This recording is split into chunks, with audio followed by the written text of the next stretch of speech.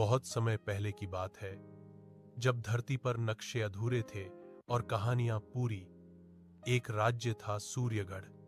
यह राज्य ऊंचे ऊंचे नीले पहाड़ों के बीच बसा था, जहां सुबह की धूप सोने जैसी चमकती और रातें सितारों से बातें करती थीं।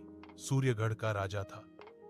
राजा विक्रमसेन न्यायप्रिय, पर भीतर से दुखी। उसके पास सब कुछ था, धन, सेना, सम्मान, पर एक चीज की कमी थी, उत्तराधिकारी। वर्षों की प्रार्थनाओं के बाद एक रात रानी ने स्वप्न देखा कि एक दीपक अंधेरे जंगल में जल रहा है। उसी रात एक पुत्र ने जन्म लिया। उस बच्चे का नाम रखा गया आरव। आरव का बचपन। आरव बाकी बच्चों से अलग था। वह तलवार से ज्यादा किताबों में रुचि रखता और शिकार से ज्यादा जंगल की खामोशी में। जब दूसरे बच्चे खेलते, आरव बूढ़े साधु महर्षि कालनेमी के पास बैठकर प्रश्न पूछता, सत्य क्या होता है? क्या शक्ति हमेशा सही होती है?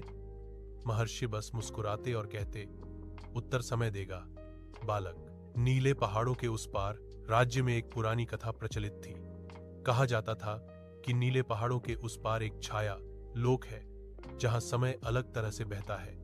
वहां एक शक्ति है, अमर तत्व, जो जिसे मिल जाए वह अजेय बन जाता है। राजा विक्रमसेन ने कभी उस कथा पर विश्वास नहीं किया, पर कुछ और लोग थे जो करते थे।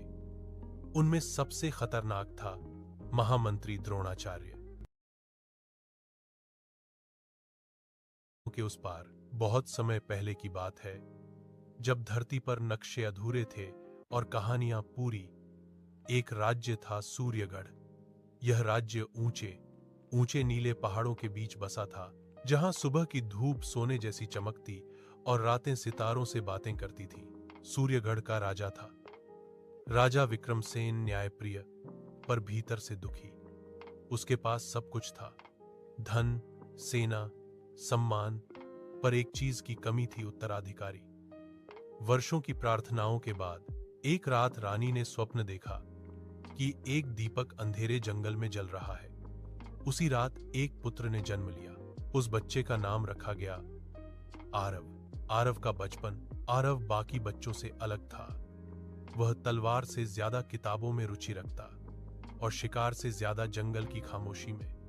जब दूसरे बच्चे खेलते, आरव बूढ़े साधु महर्षि कालनेमी के पास बैठकर प्रश्न पूछता,